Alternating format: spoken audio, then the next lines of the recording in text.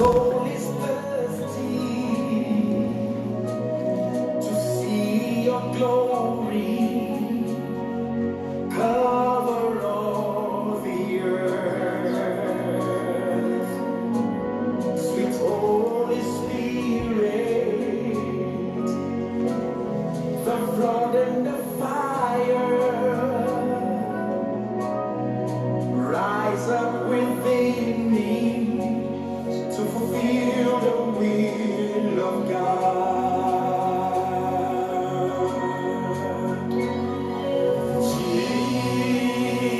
Jesus,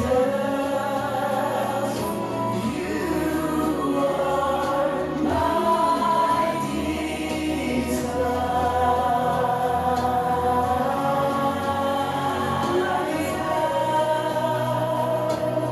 Yeah.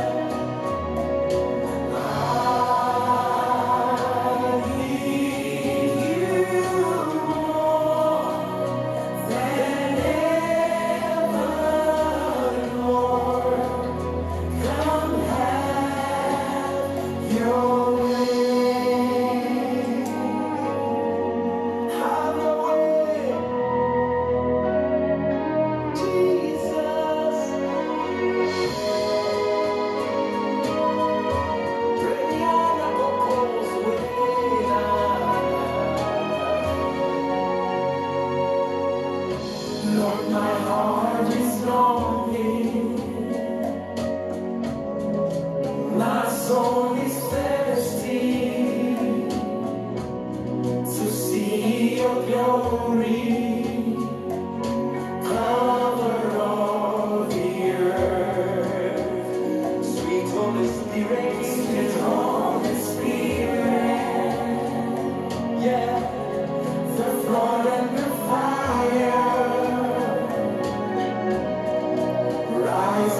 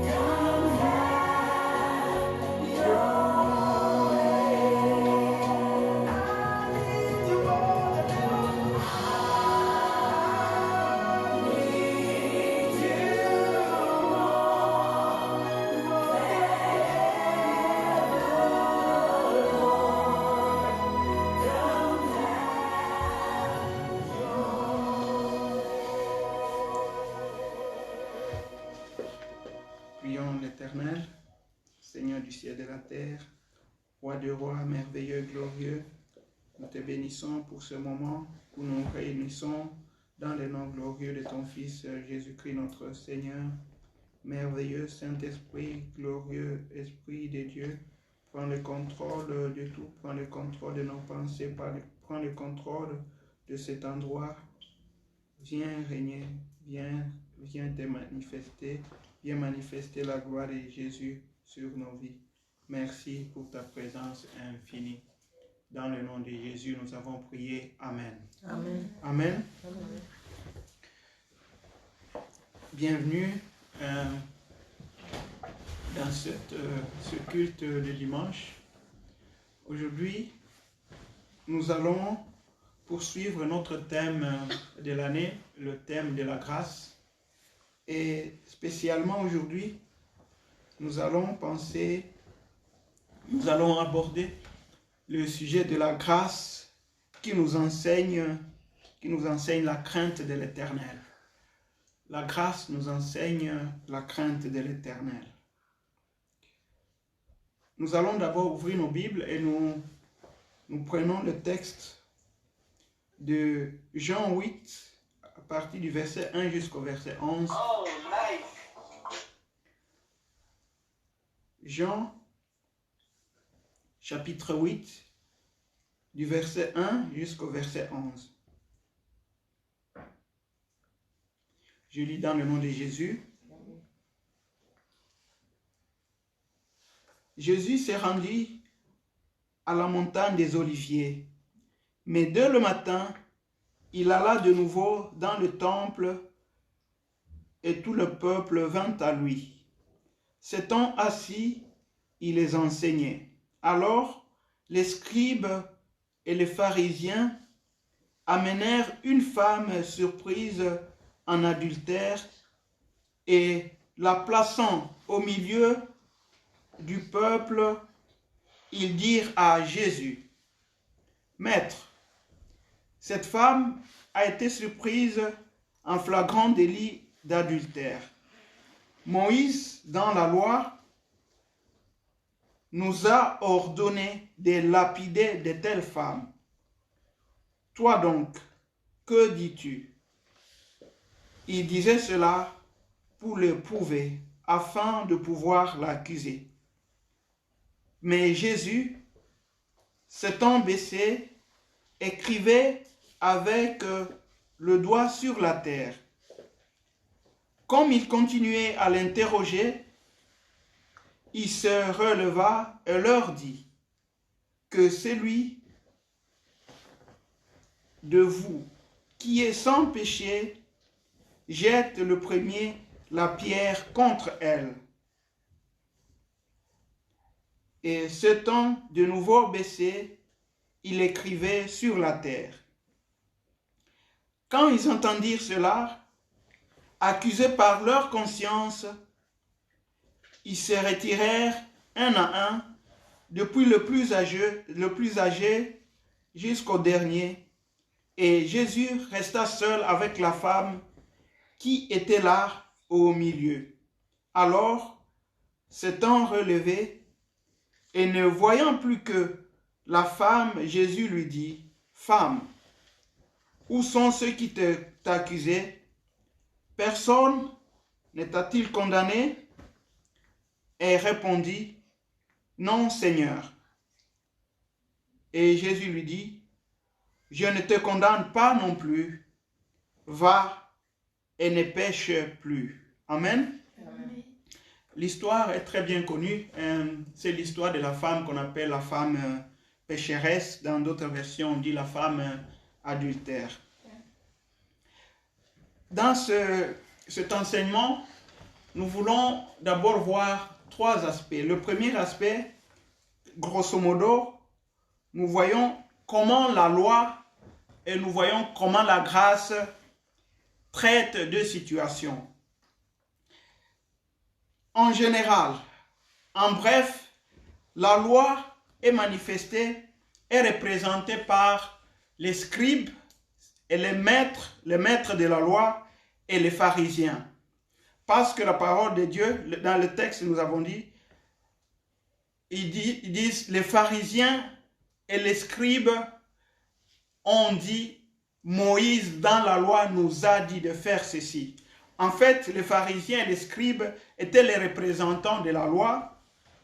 Et de l'autre côté, nous avons Jésus qui est le représentant de la grâce. Parce que dans la Bible, dans l'évangile de Jean, au chapitre 1, verset 17, il est écrit, la loi est venue par Moïse, et la grâce et la vérité sont venues par Jésus-Christ. Donc, Jésus est le représentant de la grâce et Moïse est le représentant de la loi. Il y a ici dans ce texte deux oppositions. D'un côté la loi et d'un côté la grâce. Et les pharisiens qui viennent avec cette femme, ils représentent la loi et Jésus représente la grâce. Nous voyons comment la loi traite les gens. Nous voyons comment la loi traite les pécheurs. La loi tue, la loi condamne, la loi lapide, la loi accuse et la loi, finalement, elle détruit tout ce que tu peux faire. Elle détruit toute la chance pour toi de pouvoir te relever. En fait, dans 2 Corinthiens chapitre 3, au verset 6, Paul écrit, il écrit que la lettre tue et la loi administre la mort.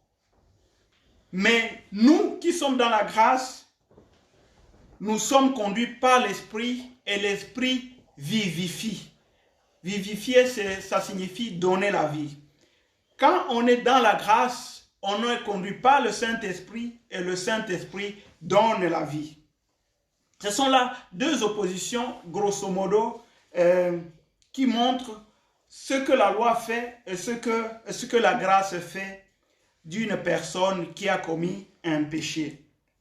La loi te condamne, mais la grâce te donne la vie, te donne la possibilité de pouvoir continuer.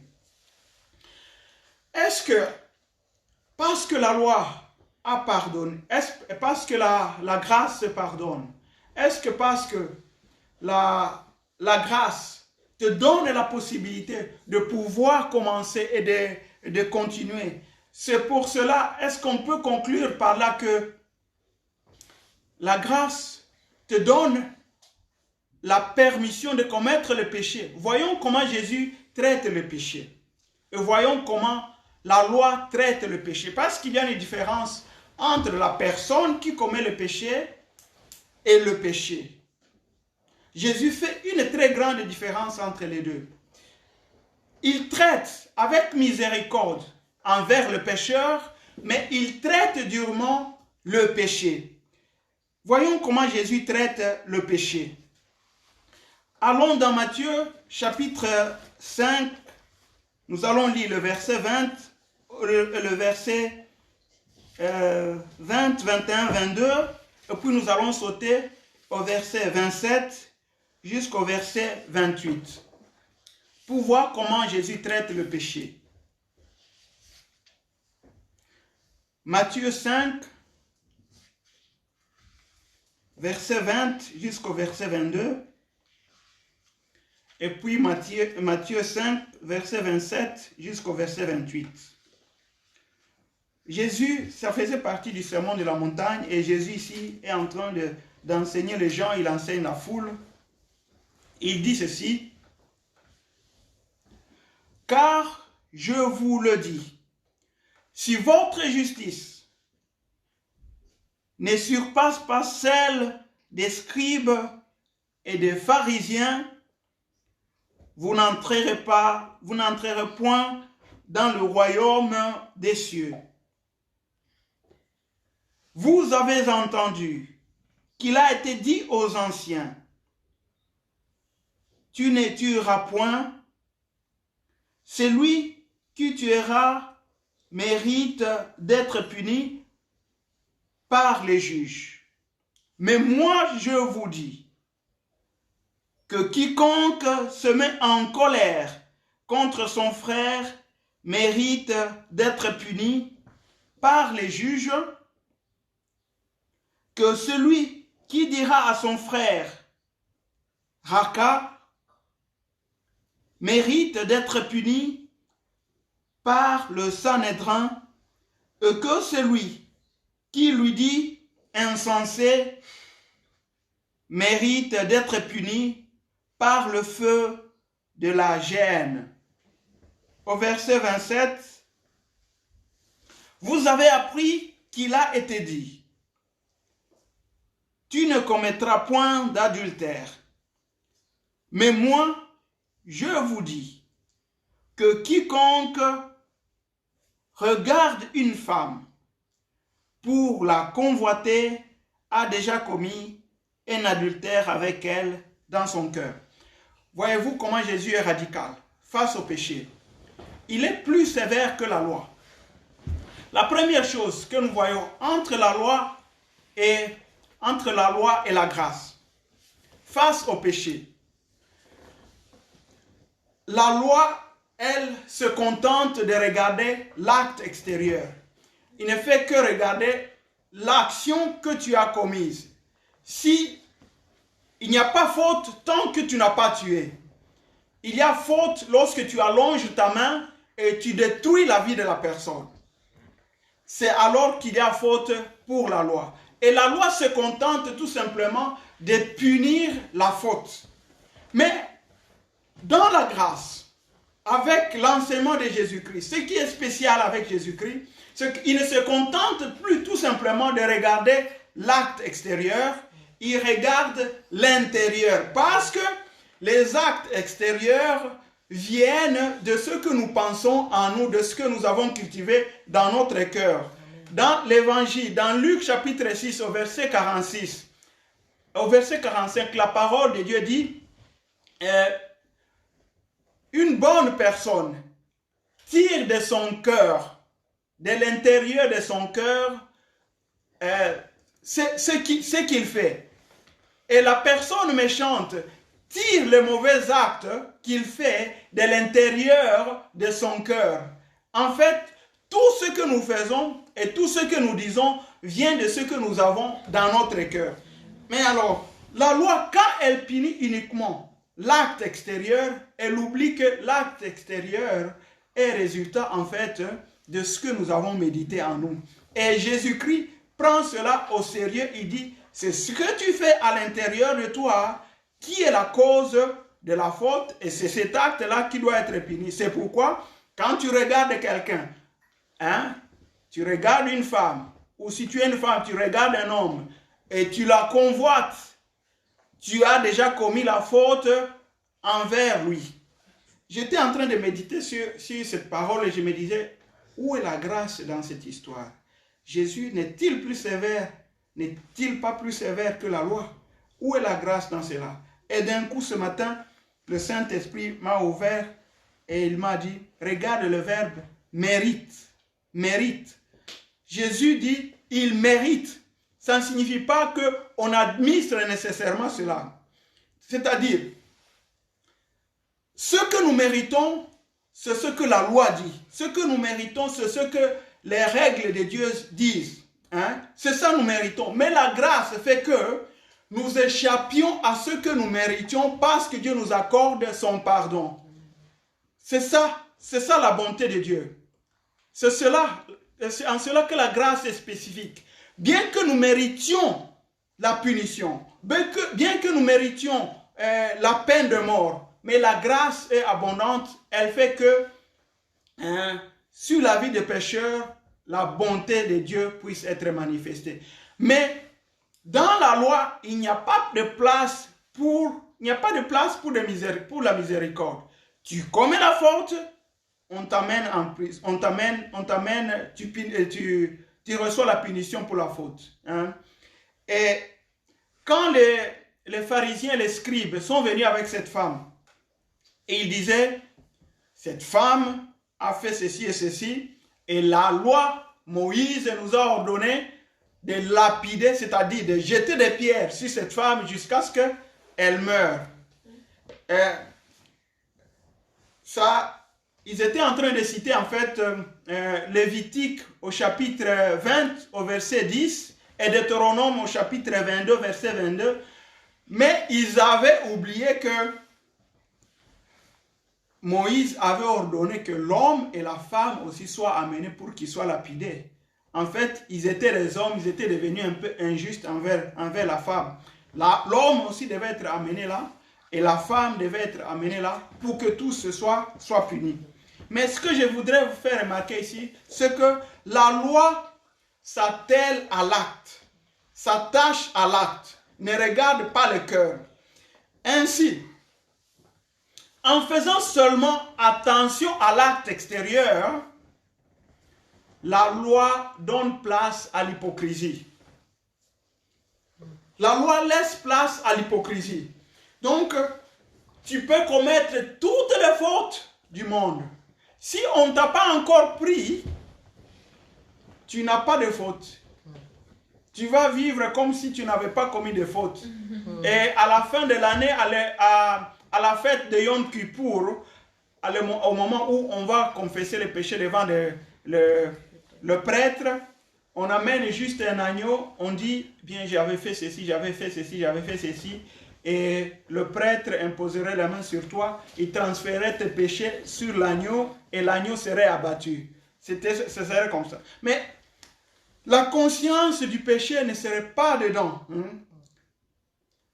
Quand on fait attention uniquement à l'acte, on est en train d'oublier l'essentiel. L'essentiel se trouve dans le cœur. Et Jésus nous fait remarquer cela. Ce n'est pas seulement ce que tu fais, c'est ce que tu penses à l'intérieur de toi, c'est ce qui compte, c'est ce qui peut t'amener en prison, c'est ce que tu mérites. Tu mérites la mort parce que tu commets l'adultère avec les gens que tu ne vois pas, avec les gens avec qui tu n'as pas couché, mais que tu as tout simplement désiré au sein dans ton cœur. Amen.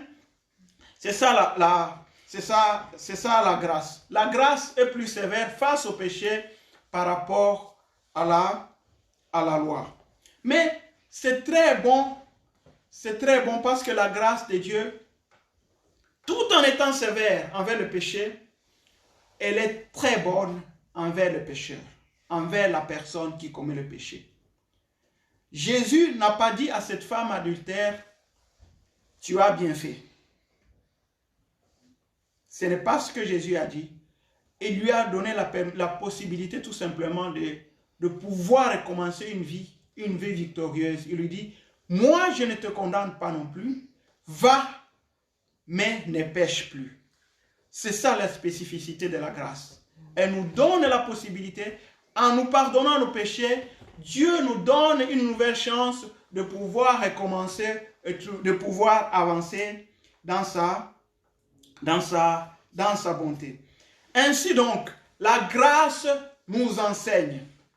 La grâce nous enseigne. Elle ne se limite pas tout simplement à nous pardonner, mais elle nous donne la possibilité de pouvoir recommencer dans la victoire. Ainsi, la grâce nous enseigne. Elle nous enseigne quoi? Allons dans le livre de Tite, dans le livre de la lettre à Tite, au chapitre 2. Au chapitre 2, à partir du verset 11, on va lire juste 2 versets. Tite chapitre 2, verset 11 jusqu'au verset 14.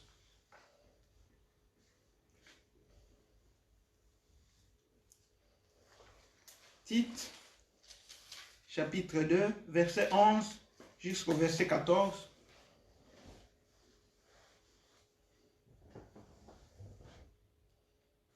Nous lisons que la grâce de Dieu, source du salut pour tous, source de salut pour tous les hommes. Non, je recommence le texte. Car la grâce de Dieu, source du salut pour tous les hommes, a été manifestée.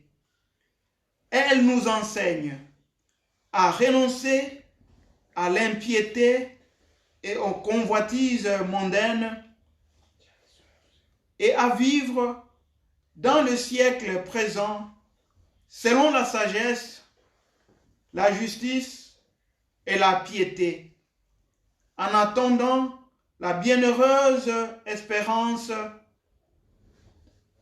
est la manifestation de la gloire du grand Dieu et de notre Sauveur Jésus-Christ,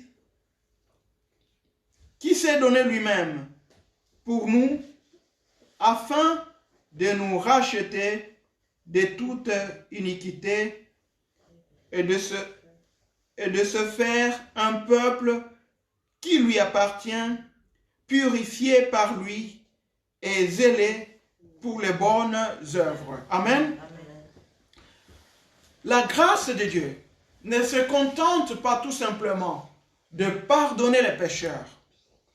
La grâce de Dieu donne aux pécheurs la possibilité d'être enseignés et de pouvoir avancer et de devenir une personne sainte. Amen. Donc la grâce nous enseigne. Jésus dit à cette femme, va et ne pêche plus. Va et ne pêche plus. Dans le texte que nous avons lu, nous allons voir 4 aspects ou 5 aspects dans lesquels la grâce nous enseigne. Elle nous enseigne quoi? La première chose, elle nous enseigne à dire non à quoi? À l'impiété et à toutes les convoitises de ce monde. La grâce nous enseigne cela. Vous savez qu'il y a des gens qui disent, nous ne sommes plus sous la loi, nous sommes sous la grâce, alors nous pouvons faire tout ce que nous voulons. Il y a des personnes qui disent ça. Oublions que la grâce nous enseigne.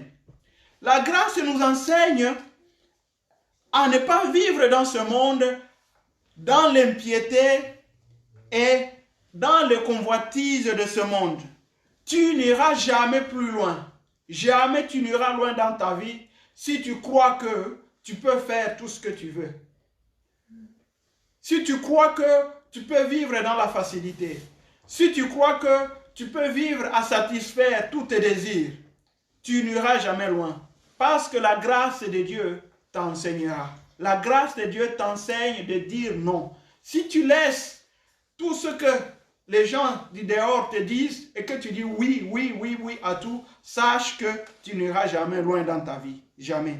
La grâce nous apprend à dire non aux tentations, à dire non aux sollicitations du dehors, aux sollicitations qui ne sont pas la voie de l'Éternel.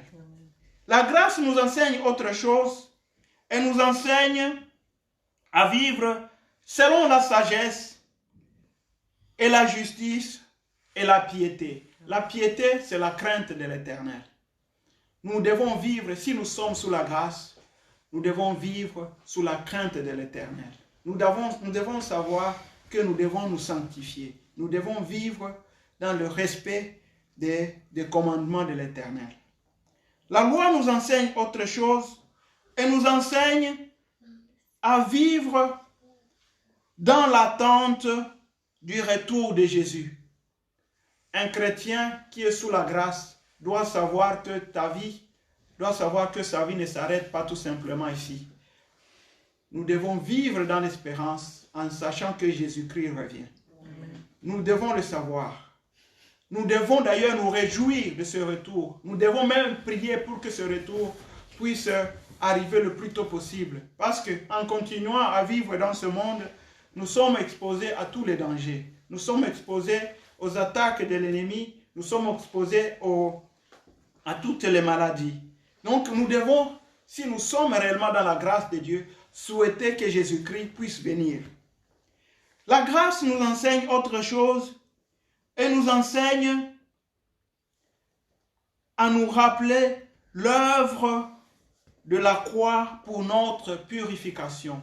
Nous devons le savoir que Jésus est mort pour nous. Il est mort pour que nous soyons purs. Il est mort pour que nous soyons justifiés. Nous devons le savoir. Et c'est la grâce qui nous enseigne cela. Sans la grâce, tu ne peux même pas bénéficier de l'œuvre de la croix. Tu ne peux même pas bénéficier de ce que Jésus a réalisé à la croix. Donc la croix est pour nous source de victoire et la grâce nous l'enseigne. Nous l'enseigne. La cinquième chose que la grâce nous enseigne, que nous avons tirée à partir de ce texte, de la lettre de l'épître à Tite, elle nous enseigne à être prompt à faire du bien. Un chrétien qui vit sous la grâce doit vivre dans l'amour des gens qui sont dans les besoins. Nous ne pouvons pas être des gens sous la grâce et être des chiches, par exemple, des personnes qui ne peuvent pas partager, qui ne peuvent pas aider les autres personnes qui sont dans les besoins. Donc nous devons vivre dans l'amour. C'est la grâce qui nous enseigne tout cela. Amen. Donc la grâce ne se contente pas tout simplement de pardonner les fautes.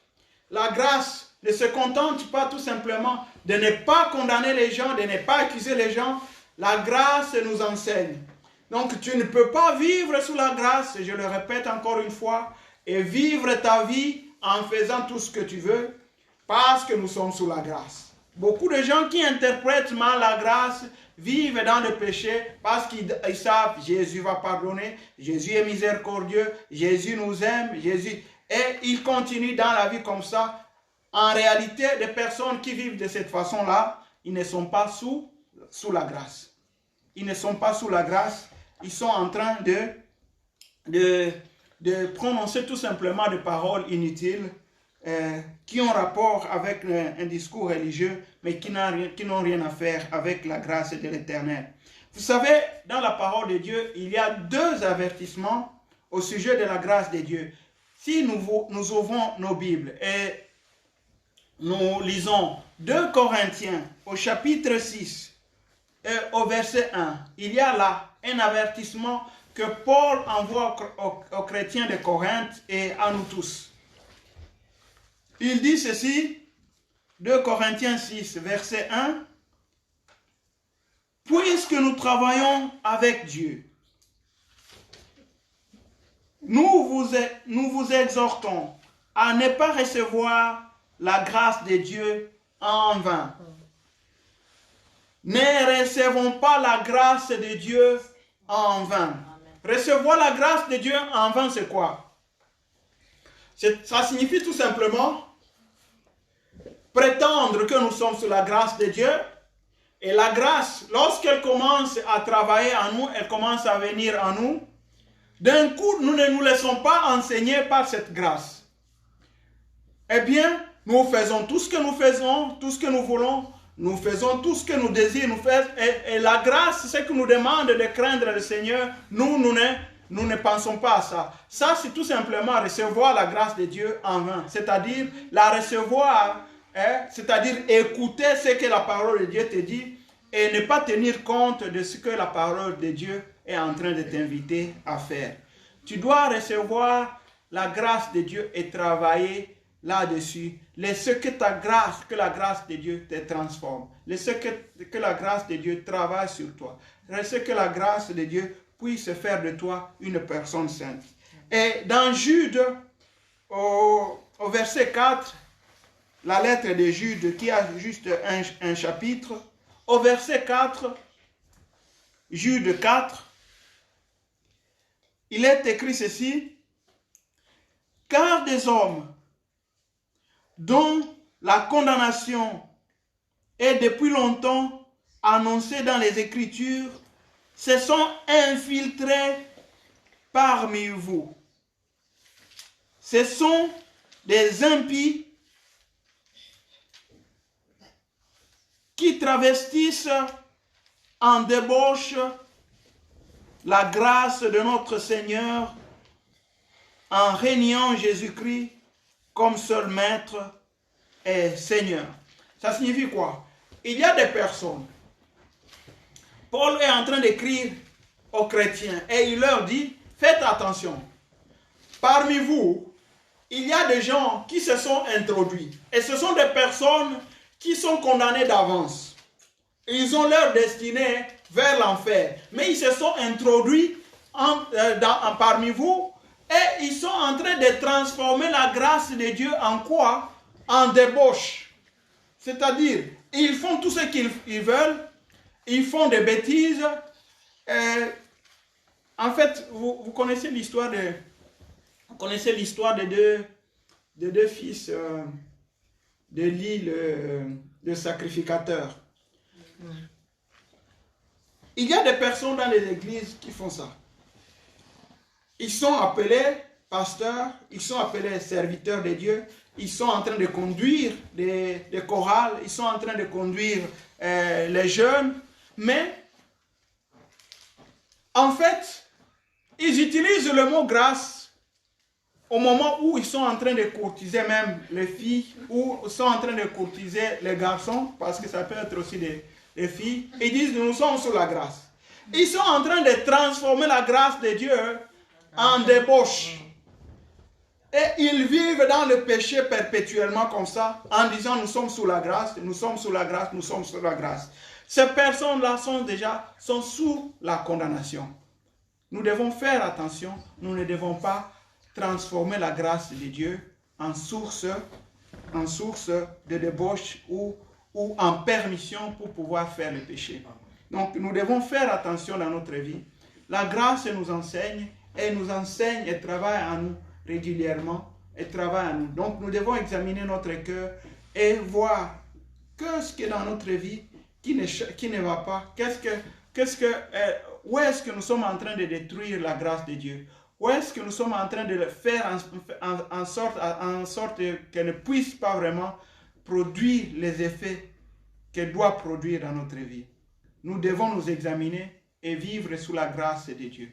Donc, je vous invite aujourd'hui, frères et sœurs, à penser à vous, à penser à votre vie, à penser à tout ce que vous faites, et de réfléchir et de regarder si nous ne sommes pas en train de détruire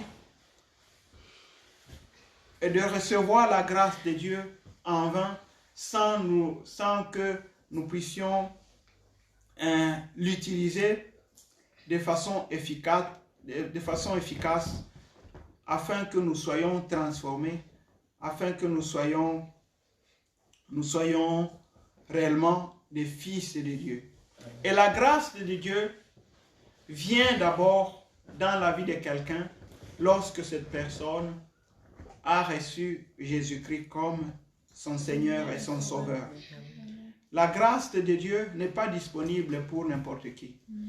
La grâce de Dieu, elle est disponible pour chaque personne, oui, mais elle commence à travailler lorsque tu es d'abord né de nouveau.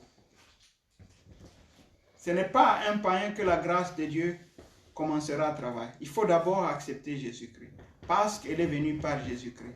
Et lorsque nous acceptons Jésus-Christ, alors la grâce va commencer à travailler en nous et à nous transformer petit à petit. Pour ceux qui sont sous la grâce de Dieu, pour ceux qui ont déjà cru en Jésus-Christ, examinons-nous et voyons si nous pouvons faire davantage afin que cette grâce puisse travailler. Mais ceux qui n'ont jamais connu Jésus-Christ, ceux qui ne l'ont jamais accepté dans leur vie, je leur donne aujourd'hui cette occasion de pouvoir recevoir Jésus dans leur vie. Si tu ne connais pas Jésus, si tu ne connais pas le Seigneur, si tu ne l'as jamais accepté comme ton Seigneur et ton Sauveur, et que tu veux que la grâce, la faveur imméritée de Dieu puisse travailler dans ta vie, alors je te prie de fermer les yeux et de tout ton cœur de dire avec moi cette prière pour que Jésus vienne dans ta vie et qu'il puisse t'enseigner, qu'il puisse te conduire pour que ta vie puisse complètement être consacrée à lui. Dis avec moi, Seigneur Jésus, je ne t'ai pas connu avant, mais aujourd'hui, je crois que tu es le Fils de Dieu, tu es le Seigneur des Seigneurs. Viens dans ma vie, je t'en supplie. Pardonne-moi, pardonne tous mes péchés, pardonne toutes mes iniquités. Je t'en supplie, lave-moi de tous mes péchés, fais de moi une personne nouvelle. Je voudrais recevoir ta grâce, je voudrais recevoir ta bonté, je voudrais être fils du Dieu vivant. Reçois-moi aujourd'hui prends pitié de moi, pardonne toutes les iniquités de ma vie, lave-moi, fais de moi ton enfant. Et si tu as dit cette prière de tout ton cœur aujourd'hui, sache que à partir de ce moment-là, à partir de ce moment-ci, tu fais partie de la famille de Dieu. Alors, cherche un pasteur aux environs de l'endroit où tu vis et le pasteur va t'aider, va te guider à travers des enseignements. Il va te montrer comment tu peux croître dans la grâce de Dieu pour que tu puisses devenir une personne agréable au Seigneur. Alors, que le Seigneur t'aide, que le Seigneur te bénisse, que le Seigneur te guide à devenir un enfant de Dieu. Amen. Amen. Amen.